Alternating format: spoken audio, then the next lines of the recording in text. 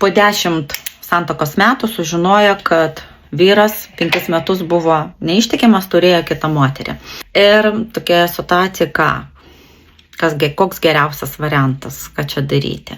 Jau buvo tikslas, jo taip neišeiti. Buvo vyrui paprasčiausiai patogu. Patogu gyventi tarp 2 moterų. Tai ten gauna to, ko, greičiausiai žiūrėkit dabar, jeigu taip analizuoti, greičiausiai kada yra ta meilužė ir kita moteris, taip, kada vyrui trūksta aistros, dažniausiai, taip, galimas variantas, vienas iš variantų, kai jam trūksta čia, ten gerai, čia šeima, buitis, pamaitintas, prižiūrėtas, o ten seksas, viskas, ko jam reikia, seksas, atsipalaidavimas ir ko jam ir reikia.